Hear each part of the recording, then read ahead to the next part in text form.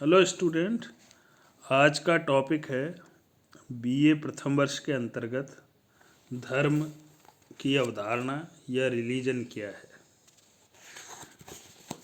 मनुष्य के सभी कोई भी मनुष्य हो, उसके जीवन में हमेशा कोई ना कोई ऐसी घटनाएं घटित होती हैं जिस पर उसका कोई नियंत्रण नहीं होता।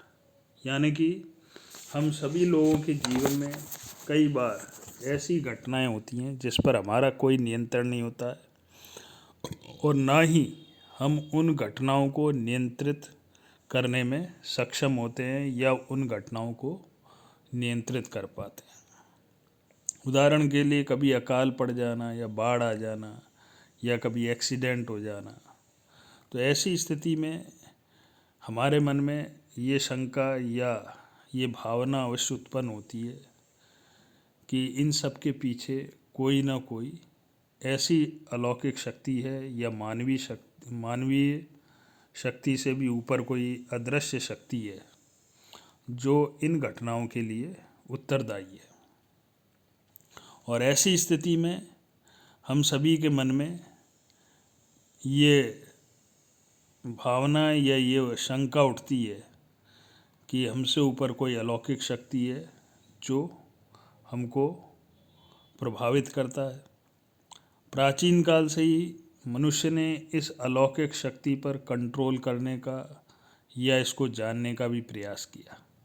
अभी तक कितनी बार कई लोगों ने प्रयास किया है, लेकिन जब हम इसको समर्थ नहीं हो पाए, या कहने का सामान्य अर्थ में कि हम आज तक ये नहीं खोज पाए कि ऊपर ऐसी कौन सी अदृश्य शक्ति है जो हम सभी को नियंत्रित करती है या जिसके कारण कई प्रकार की अनहोनी या विपरीत स्थितियां भी और अच्छी स्थितियां भी उत्पन्न होती हैं।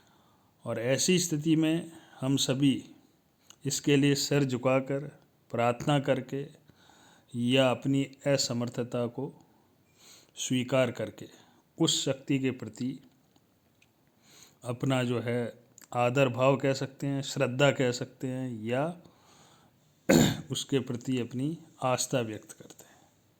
और ये समर्पण के परिणाम स्वरूप ही जो है धर्म की जन्म हुआ या धर्म की उत्पत्ति हुई।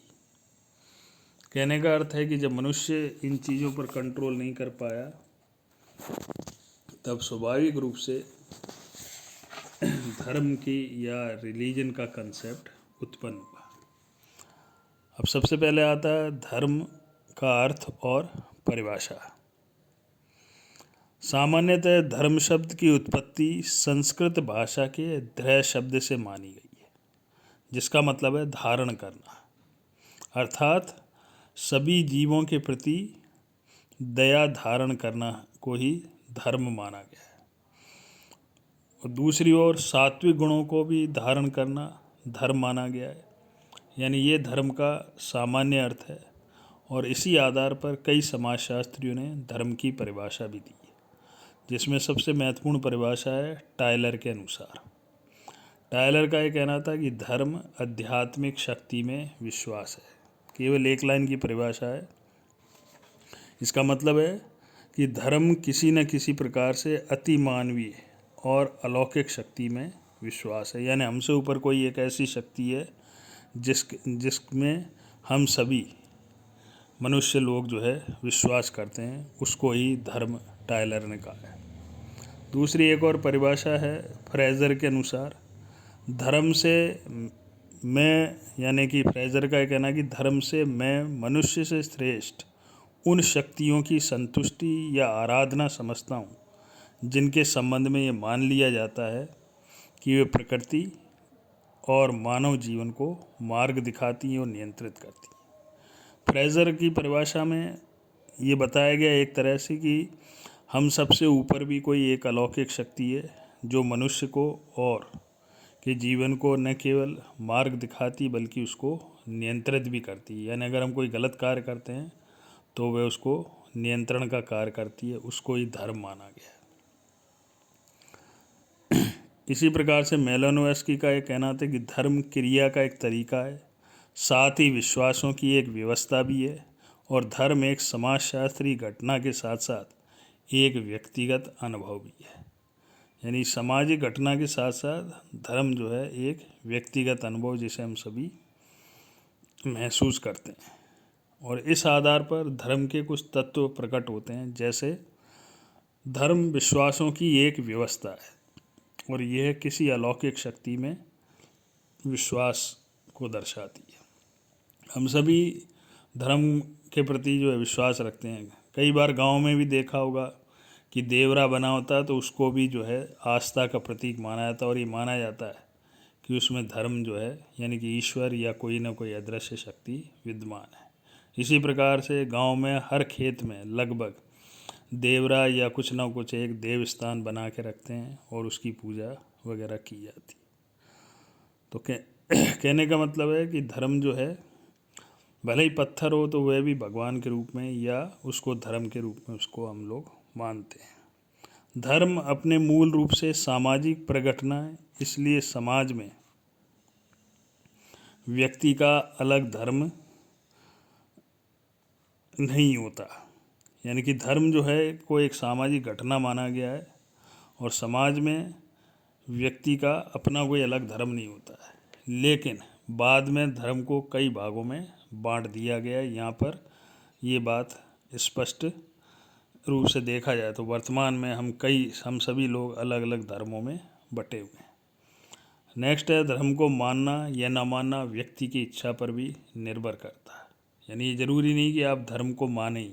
अगर आपकी इच्छा है या आपकी आस्था है या आपको लगता है कि ऊपर ईश्वर है या अलौकिक शक्ति है तो ही उसकी पूजा की जाए, अन्यथा नहीं की जाए। इसलिए कहा गया कि धर्म जो है व्यक्ति की इच्छा पर निर्भर करता है और प्रत्येक धर्म में विश्वासों से संबंधित कुछ ना कुछ क्रियाएं और संस्कार होती हैं। नेक्स्ट, धर्म का जो तत्व है, तत्व को एलिमेंट भी कहते हैं। तो ये माना जाता है कि हर धर्म के अपने कुछ क्रियाएं, अगर जैसे हिंदू धर्म है तो हिंदू धर्म की अपनी कुछ क्रियाएं हैं, मुस्लिम धर्म है तो उसके अपने कुछ क्रियाएं संस्कार है, ईसाई धर्म का अपना संस्कार क्रियाएं, इसी प्रकार से पारसी धर्म की अपनी कुछ क्रियाएं हैं या उनके संस्कार हैं, जिसका उल्लेख पिछले कई सारे टॉपिक में किया गया था जब धर्म से संबंधित कई धर्मों की चर्चा की गई थी, जिसमें हिंदू धर्म भी था, पारसी धर्म भी था, मुस्लिम धर्म भी था, ईसाई धर्म था, इवन बौद्ध धर्म, सिख धर्म की चर्चा की गई थी। अब आता है इस आधार पर धर्म की मुख्य विशेषताएं क्या है। पहली विशेषता है अति मानवीय शक्ति में विश्वास, जैसा कि परिभाषा में भी आया था और शुरू में भी आया था। धर्म से आशय यह है कि कोई न कोई अलौकिक शक्ति संसार में ऐसी है और जो हम सभी से यानी कि मनुष्य से श्रेष्ठ है और वही हम सबको यानी कि हमारे जीवन को न केवल निर्देशित करती है बल्कि संचालित भी करती है। और ये भी माना जाता है कि यह शक्ति साकार अथवा आकार वाली भी हो सकती है और निराकार भी हो सकती है।